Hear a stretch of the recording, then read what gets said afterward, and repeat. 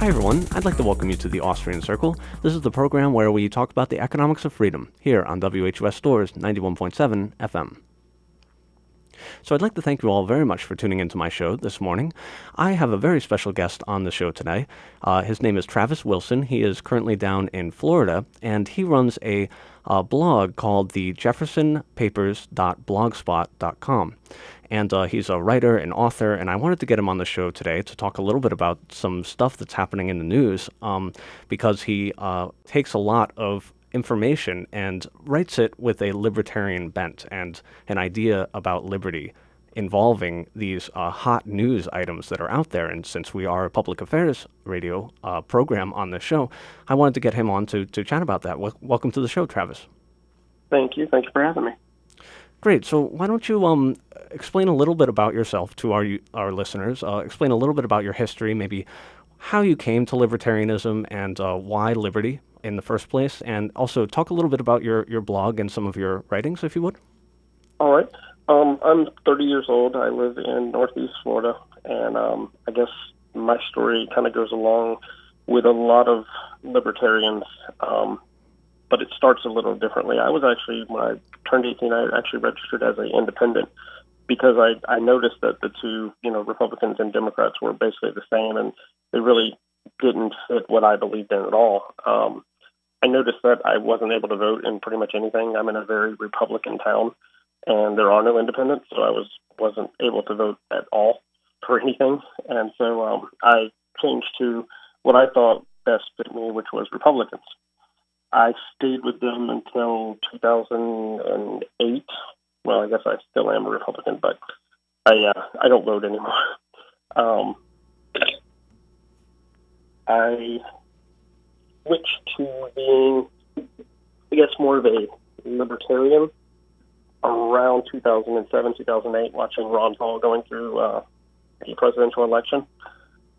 That's kind of where I meet up with the story of most libertarians, of kind of seeing the party, both parties being in the same goal, and that is power. It's not to really help anybody. It's not to change anything. It's just basically they want the power to run things. So I started my Jefferson Papers kind of at the end of my transition into more of a libertarian or anarcho-capitalist, which is kind of where the Jefferson Papers came from. Trying to kind of get my feelings out, get what I was seeing out, and hope that it sparked something in other people. And so I started with more of a Republican, libertarian, Republican leaning, and it's moved more into the libertarian anarcho-capitalist. And I write a lot about the philosophy behind liberty, which is all, basically all transactions between individuals should be free of coercion or force. I do a lot of philosophy reading, a lot of economics reading, and a lot of reading by the anarcho-capitalist authors out there. So Great. That's a little bit about me. Great. I liked what you were saying about the Republicans and Democrats being basically the same party. I mean, they want the government to do different things, that's for certain, but they always want the government to do things. They always want power. They always want money to be allocated toward their own pet projects, and not necessarily in the ways that the customer would otherwise vote in the market and present money for services and goods. Now let's talk a little bit about Jefferson, because he's one of a very exciting character, I think, in history, and he's one of my favorites. People can speak badly of some of the things that he did. I mean, nobody here is really perfect. He owned slaves. He also did the actual boycott on trading with England. I believe while he was in the presidency, he put an embargo on being able to trade with Britain. So not perfect, but the ideas that he espoused about liberty, and when he wrote the Declaration of Independence, which was a secessionist document, which allowed us to, not be involved with Britain's political process anymore, I think that's a very beautiful portrayal of what liberty really is. So maybe we can talk a little bit about Jefferson and who he was and what he stood for and the ideas of liberty. Yeah, I mean, that's kind of one of the reasons why I went with Jefferson. He is one of my biggest influences as kind of a budding libertarian, was he was, in my opinion, one of the most anarcho presidents that we've ever had. He wanted government to be the smallest that it could be, and he didn't want to grow government. Now, a lot of people do take that and they run with the Barbary Wars, where he actually started a war with the Barbary pirates, kind of more out of the protectionism of American exports. But that's, just kind of like what you mentioned. It seems to be that's where people go when you try to say that he was a anarcho or even a libertarian, more of a libertarian president, is they kind of tend to stay with the worst of what he did. Now, no president is perfect. There hasn't been a perfect one. And if he was perfect, then people would want him to be a king. So I kind of stay away from even wanting a perfect president. And if we're talking about voluntary interactions, then absolutely no president can be perfect because, unfortunately, the entire system is based on some form of coercion or another. When Washington got into power as the very first president of the United States, at Alexander Hamilton's bequest, he put into place a whiskey tax and then marched an army into Pennsylvania to collect that whiskey tax. And again, this is the use of aggression, the use of force. People did not want to pay the tax, and yet they were roped into it because Washington and Alexander Hamilton wanted the tax. And we see this with all government interactions. There's force involved behind it. So let's talk a little bit about the alternative and really the philosophy of the voluntary society. I mean, the idea of goods and services being voluntarily provided instead of this taxation-based, a force-based and coercion-based organization system. Yeah, it's the basic voluntarist creed is, all consenting adult, interaction should be free of force or coercion. And that takes a lot of belief in that system. It really does. Even now, you want to say some things and you want to say, no, this shouldn't be, people don't need to do that. People don't need to do that. People don't need to, hire prostitutes, but they're free to do so. That's a voluntary transaction between two people.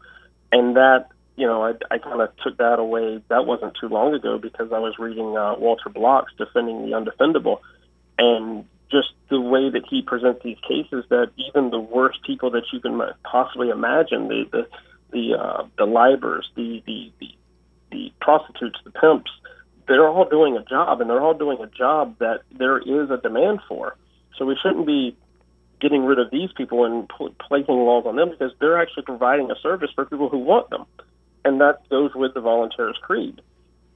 And it's all voluntary. We can't judge people on their aesthetic preferences as to what it is that they want. Some people like to drink wine. That's fine. Some people like to do drugs. That's fine. Whatever's voluntary. Now, if they're engaged in criminal behavior in order to accumulate themselves the wine and the drugs and things like that, if they're going and stealing from people, then that's obviously a problem. But the non-aggression principle shows that any voluntary action is legitimate, and we can't judge those people. Right. It's the non-aggression principle that, unless something is actually happening to you, it's really none of your business what happens. Unless there's a physical threat or a physical action taken against you, then, it's really in the hands of whoever is getting threatened or whoever is getting, forced at that time. Right. And we always want restitution for that behavior. If somebody steals from me, I would like them to pay me back that amount that they stole from me. And that's really the libertarian idea, is that you do no harm, and that when harm is done, retribution is made to those harms. And that's really not at all what the state does. The state says, we're going to grab this guy, we're going to put him in jail, and then we're actually going to force you to pay for his jail sentence, for the courts that upheld his sentence, and for the police that go and grab him and put him into his sentence. You have to pay for all that stuff, and you don't get the money back from the damage that he has done to you. So not only do they deny you the damages that you're actually legitimately owner of, but they also make you pay for all of the situation around it that makes this person go to jail. Right. And I was actually writing some notes earlier, and one of them is, it's the legislation or the legislator that makes the laws. The law enforcement goes around and they handle the arrest and the imprisonment, and then the courts handle the actual, what the punishment is going to be. But all of these are funded by taxpayers, and all of them have the negative impact on the lives of everyone who comes into contact with them and those that don't, because they're ultimately funded by taxation. They're ultimately funded by people who aren't getting arrested. They're not going through the courts. They're not getting they're not going against these laws. It's peaceful people that are getting taxed and getting their money taken away from them by force that's paying for all this. It's kind of, in my way, I say it's economic terrorism. Yeah, and maybe I don't even feel that badly about this person who got arrested for stealing from me. Maybe I wish to extend empathy to him and understand his situation, and maybe he's going through a hard time and things like that. And I don't want the state to kidnap him and put him in jail and things like that. Well, my opinion on the matter, even though I was the one that was harmed in this situation, does not matter in state world. They uphold the laws, and when the law says this, even though I'm the only one that was damaged, nobody else was stolen from, I have no say in this person's sentence and what it is that they're going to receive from the state.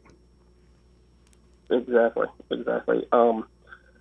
Yeah, it's hard sometimes to get people to recognize that separation too, that they are complicit with this, that it is happening to them, even though they don't see it. They don't notice their tax money is going to this, but it is, and that's a hard sell for some people, and that's one of the things I struggle with writing. Even is, how do I say this in the most basic terms so that people can get that? Absolutely. So I'm talking with Travis Wilson. He runs a blog called the JeffersonPapers.blogspot.com, and we were talking earlier a little bit about the militarization of the police and what's happening down in Ferguson, and the news that is happening, that people are actually receiving about the police using the military weaponry that they have been receiving from the Pentagon and from the federal government since the 1990s. Now, it hasn't really been on display as obviously as it has been in first the Boston bombing just a little while ago, and also in Ferguson. And it seems very unwelcome in Ferguson, whereas in Boston, people seem to be very happy about tanks rolling down their streets, and the scenes of Fallujah and Baghdad rolling up in their backyards. Can you talk a little bit about what's been happening with the police militarization? First, I'd like to start with a quote by one of our presidents here, that there shouldn't be military-grade weapons rolling down the streets in America, and I completely agree with him. The problem is, under this administration, we have that happening at an accelerated rate. It actually goes back a little bit farther, too, into what I read earlier, 1997, I believe, under Bill Clinton, when he signed a version of the NDAA, giving the military the ability to hand over weapons, ammunition, and surplus goods from these wars that they were pulling out of, or from different bases that they were closing down, and actually just gifting them to local and state police departments and agencies. And that's a big deal in an economic sense, that we've paid for these things through taxation, and now they're being used to basically start a war against the people that they're supposed to be helping in some way. And that's a huge deal for people who look at it from an economic sense, that we've paid for these through taxation. Maybe we didn't want to, but we have paid for them, and they're giving them away for them to now be used on us. Yeah, and what's incredible that I've been reading lately, too, is that some of these weapons are absolutely brand new. They have not even been used in any sort of combat across the ocean in Afghanistan and Iraq and Libya, and I could just list off all the places that we've been bombing and doing all sorts of very crazy things to foreign countries. But these things are brand new. They haven't even been used. So people are paying all these taxes, and then those military-grade weapons are actually going directly to the local police. And it really is a war against the people. I wanted to read a quote by, it's a fictional character, William Adama from Battlestar Galactica. He said, "There's a reason you separate military and the police. One fights the enemies of the state. The other serves and protects the people. When the military becomes both, then the enemies of the state tend to become the people.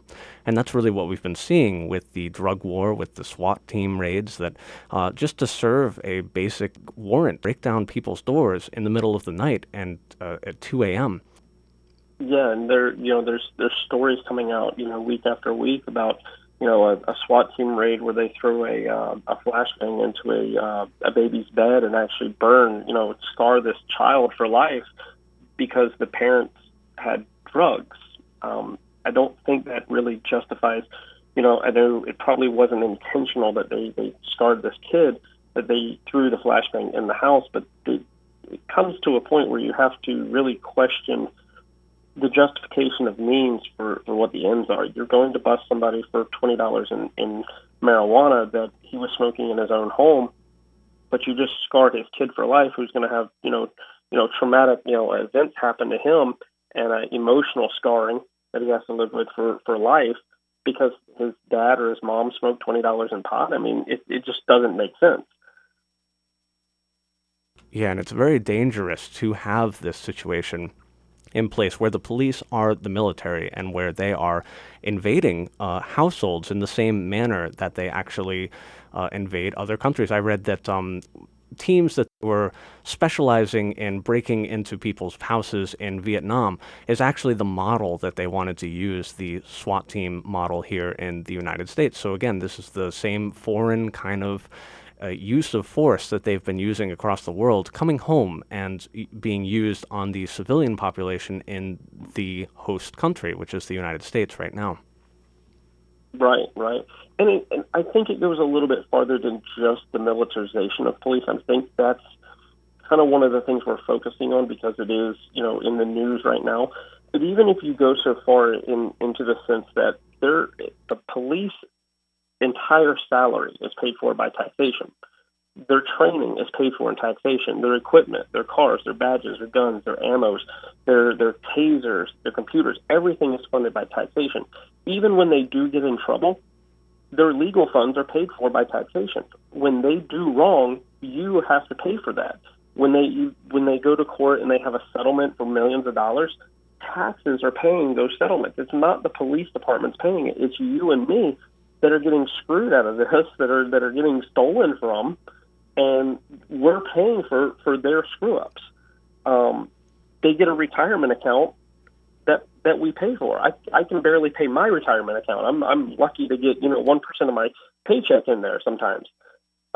We pay for their insurance, their health insurance, their life insurance. All their patrol cars are insured, and it's all by taxation. So every bit of what they do is taking away from other people, and I think that's a big, big problem.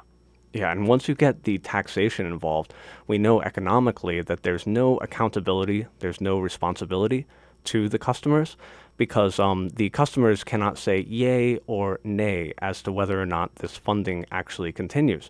So taxes are taken no matter what, so that the bureaucrat realizes eventually that no matter how poor the quality, no matter how high the price, no matter how bad the service actually being provided is, then they realize that they're going to get paid no matter what.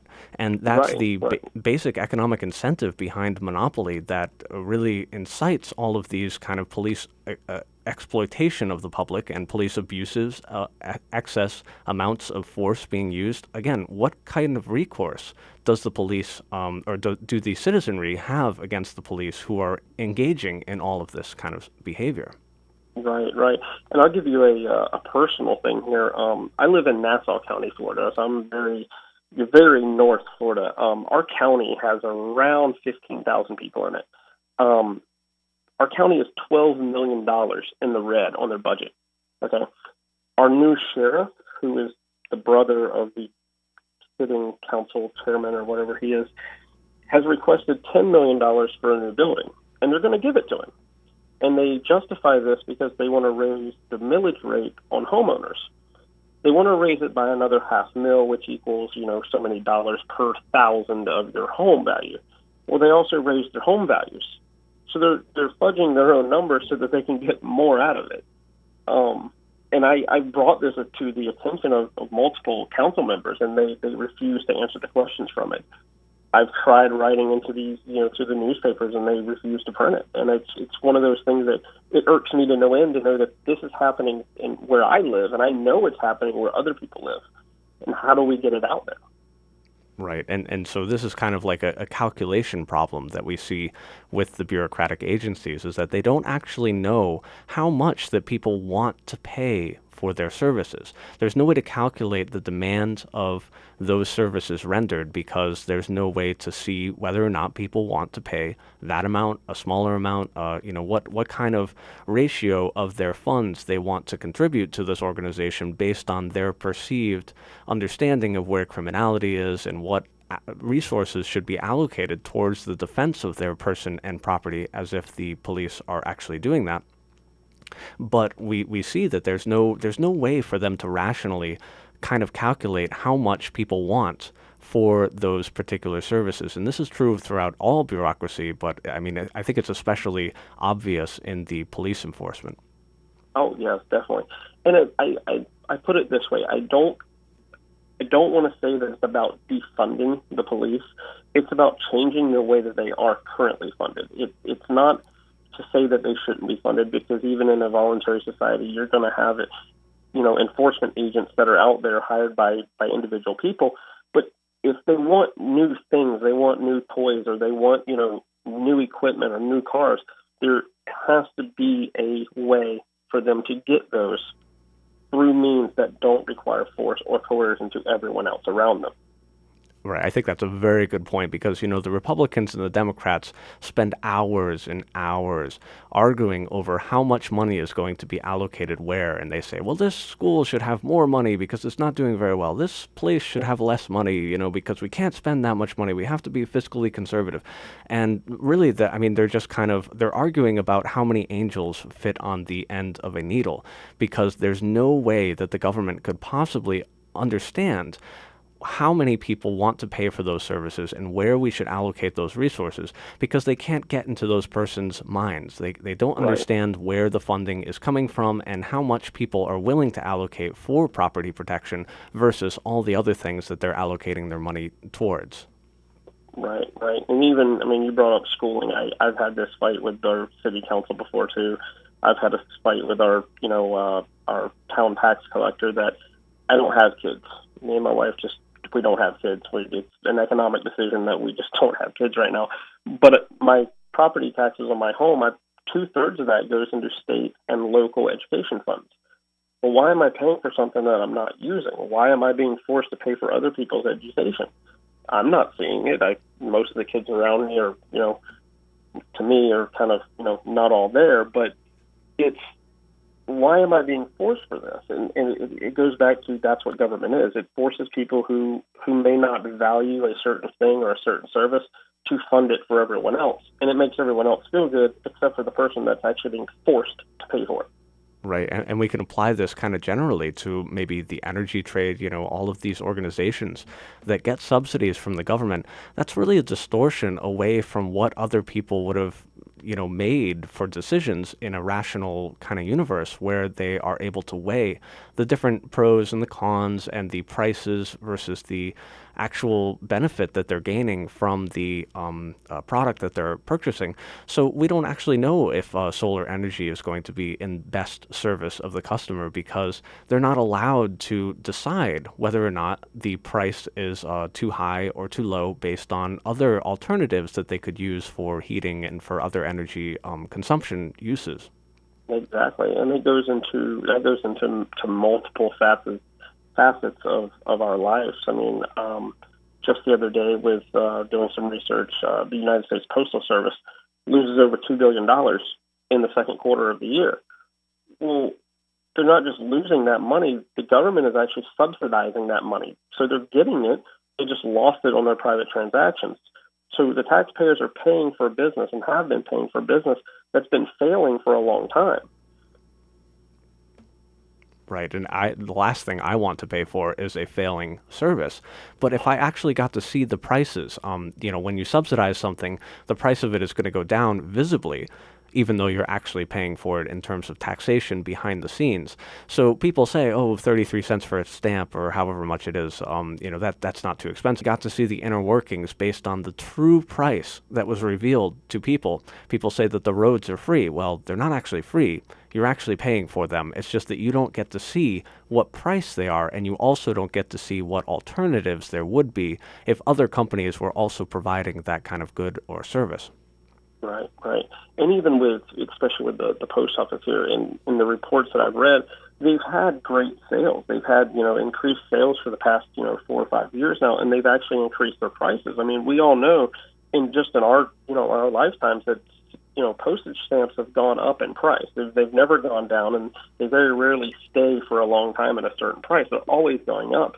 So it begs the question, where is that money going? Where is this increased sales, and where is this increased prices actually going, and why are they still losing money? Right. It's a very good question. And I asked the same thing about schools. I mean, we've exponentially increased the cost of schooling, and for what? Have the grades gone up? Not really. Have the children really been getting a better education? No, not really either. And so I have to ask, where is this money going? Well, it's going into people's pockets. And then they're saying, well, because I'm getting money from taxation, I don't really have to worry as much about the quality of the product that I'm giving. In fact, I'm going to use it as an excuse to get more money, because I can say, if only I had more money, then I could do a better job. And then you keep ratcheting up that price that you're demanding of the tax constituents.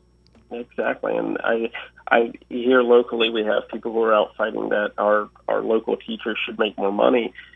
And they don't really understand that when the teacher makes more money, that means more money is coming out of your pocket. And the price of a teacher, or the salary of a teacher, doesn't directly relate to the actual educational goals of what's happening, because you're seeing that schools that are in wealthier neighborhoods don't exactly have the best schools out there. They have better schools, but they don't have the best schools that can be, gotten with the amount of money that you're spending on these things. And so I think that when people say that we need this or we need that and we need to add to this, they don't recognize that any addition to services is ultimately going to come out of your added taxes in some way or another. They're going to raise your sales tax in your town or county or state. They're going to raise your millage rate on your house. They're going to add a bed tax when you go out of town and you stay in a hotel. They're going to get their money somehow. So every call to increase a service or to add something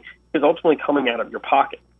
Right, and that's why I think it's so important to actually visibly display the prices that you're actually paying for these services instead of hiding them behind this kind of amalgamate group of taxation. You actually see the prices, then you can make a decision whether or not it's worth it for you. Well, Travis, it was great having you on today. I really enjoyed our chat. We're unfortunately out of time, but maybe you could plug your blog right at the end? Right. I run the Jefferson Papers .blogspot.com. And a lot of that material also has been picked up by a news aggregate, which is called the Static Media Hub, which is staticmediahub.com, kind of placing a lot of voluntarist, anarchist, libertarian content right in the middle of mainstream news. It's a great place to send some people that like to get their mainstream news, but also like to get the other side of the story or another view of what's going on. So check those out, jeffersonpapers.com or jeffersonpapers.blogspot.com and Static Media Hub. Great. Thank you so much, Travis. I really enjoyed having you on the show. And to all my listeners, have a great week. Take care.